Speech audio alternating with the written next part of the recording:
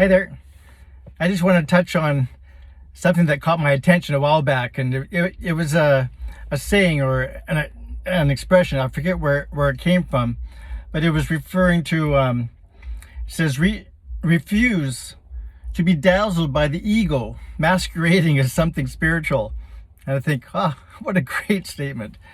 I think of that in terms of like 7 different things that we're going to take a look at briefly is the aspect of spiritual manipulation.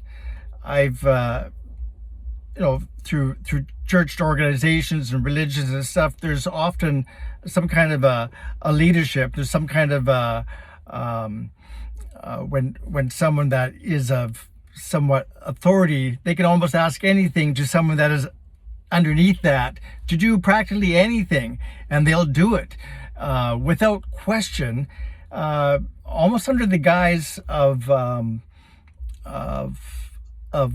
guilt or accomplishment, or out of fear, out of judgment, or some kind of a play that goes on within the ego that is trying to get satiated by something that's kind of missing, kind of thing. So it's not uncommon for people in leadership to actually take advantage of people that are willing to do almost anything that they say, and that can also lead to some kind of pride and ego and situations where the leadership gets kind of power hungry and maybe not treating the people very, very well. So there's an aspect about the ego masquerading as something spiritual in the arena as far as spiritual manipulation. So it could be like a pastor or leadership or a priest or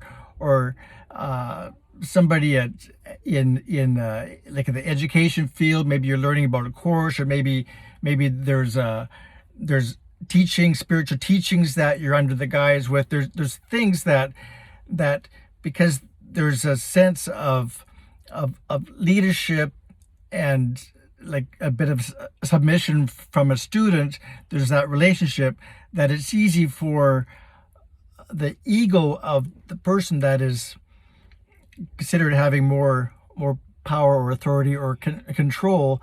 They can spin a web that is gratifying to them and doesn't really have a whole lot to do with what's really going on. They kind of, anyway. So there's a lot of things, a lot of energies out there.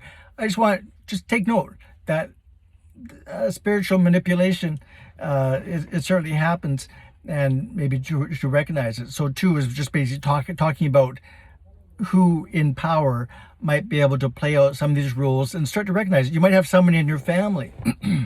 You might have someone that comes in a condescending note, or someone that there's a power structure.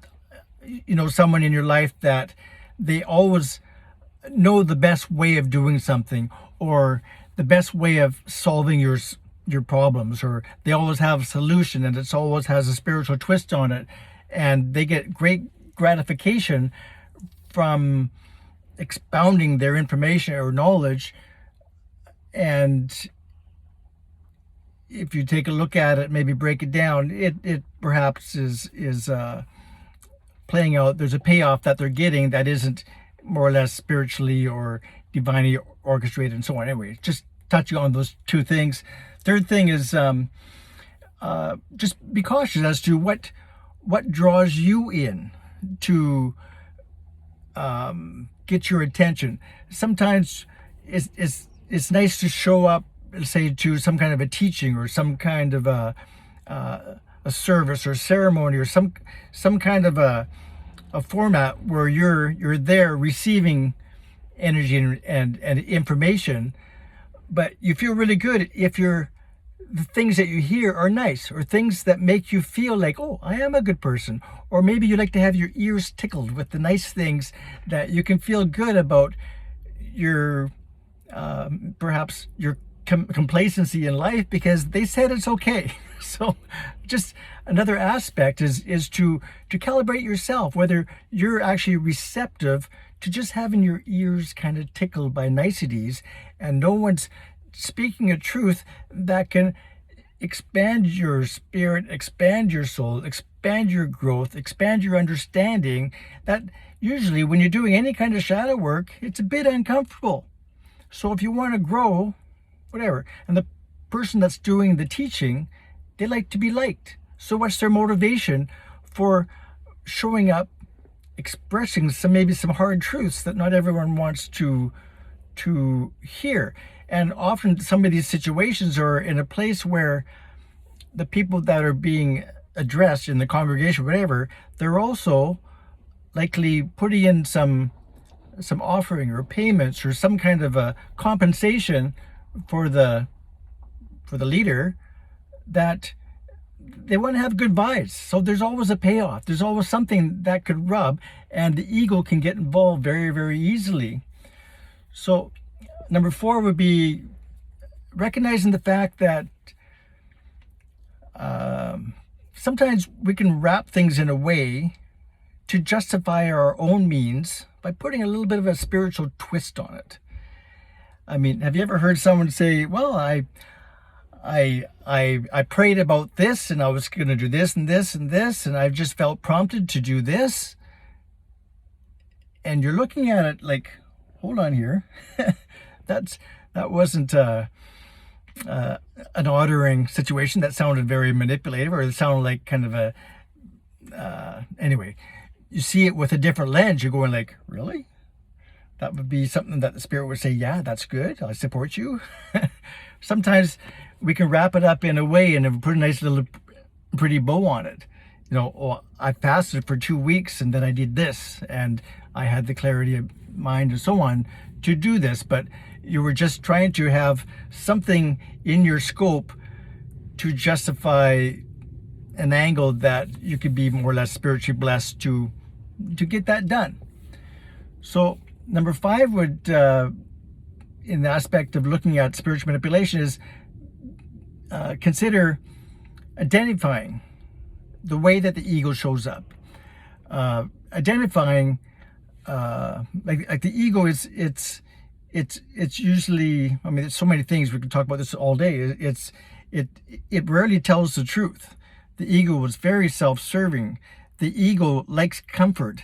The ego loves a pattern. The ego doesn't like truth. It likes complacency. It likes mediocrity. It likes all these things. It likes to be stroked. It likes to be. It loves comfort. The ego is often a liar, and it doesn't deal with, like, it breeds deceit, and it harvests like fears, and it tears down energies and structures. It doesn't feed it. So there's usually a self-fulfilling mechanism to keep a person stuck from growing. So that says a lot. But just consider that wherever you're getting some instruction or some teaching or some environment or where you're gleaning information, just check and see if the person is getting some kind of a payoff in their ego in some way. Or you think to yourself, or ask the question in your mind, or ask them. It says, what's your need to put it out like that? Or what's your need to do this? What's being satiated with the way you put that out there? And sometimes you can get some pretty good clarity with some very simple questions. So point number 6, keep in mind that everything that we need comes from our higher self. Our higher self is just it's us. Our higher self is our spirit.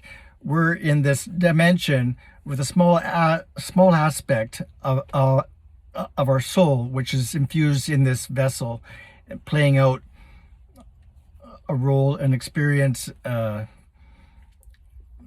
of a contracts, and we're here on a mission. as well. But our higher self is the rest of us on the other side of the veil that can see from the mountaintop to mountaintop all the valleys and all the trails and all the paths and that. So it's not hard to realize that we can tap into that and all the truth that we can find from within. If you look at the construct of everything around us, everything starts from within. Everything that exists in the tangible started with a thought in the mind's eye, in the heart of somebody, and it got manifested into physical reality. That's the case with everything all the time, collectively and individually. So keep that in mind. All the truth is already set within, because we are in touch with all that is, because we're in touch with Spirit, who knows all, the source of all that is. And whenever you go to someone outside of your energy, outside of your space, you're looking for a guru, you're looking for a savior, you're looking for someone to give you leadership. I'm not saying it's not warranted at all. Sometimes we need some different insights, or sometimes we respect someone enough to hear what they have to say. I mean, it's just what I'm getting at is be aware that every time you go for an outside source, you're kind of giving some of your power away. It's you looking somewhere else for information, for spiritual leadership. It's telling yourself, your conscious, your subconscious and your spirit that I don't trust myself enough. I don't trust within. I don't trust my higher self enough. I need to go without. And that spacey begins to deplete your power, or your concept of your power. Because once you realize who you are in your divinity, you're all that there needs to be. You are complete. You don't have any lack. You have everything available to you if you just go within. And it sounds mystical, but the more you start processing some of this stuff, it gets more realistic, and you'll get an idea like, wow, I don't need to be sourcing out all this information. I don't need to be paying for all these courses. I don't need to be spending all this money for these readings or these consults and stuff, because the Spirit can drop in your heart things that are so uniquely just for you, and it doesn't take you any energy. In fact, it becomes like precious jewels, precious pearls in the midst of all that, right? So nobody can take that away from you, because it's your experience. It's not digested from someone else and handed to you on a platter. It's your experience, so it becomes true. So that was it. Just in a nutshell, just when it comes to spiritual manipulation or looking at the ego, last thing, point number 7, is to recognize it, be willing to break it down, call it out, break it down so you can see that, oh, that wasn't really spiritual, that was self-serving, that was manipulative, or that was just a bit of an angle. Because the more you break it down, the quicker you'll see it every single time. So if you want to discern things, you got to be able to process some of the stuff. Trust your body, trust your intuition, trust your gut, right? Just process it, let your body speak, and see things for what they are, and call them out in your mind or out loud. Ask, whatever. Just don't be afraid to break it down so it makes sense to you that, yeah, no, that's right, that's wrong, that's it. Just not to be in an attitude of judgment, but in an attitude of discernment, in order to protect your heart for what you're believing to be spiritual truths. All right, so back to the premise that kind of got me interested in this, to share it with you one more time, is refuse to be dazzled by the ego that's masquerading to be something spiritual. Cool. All right, take care. Bye-bye.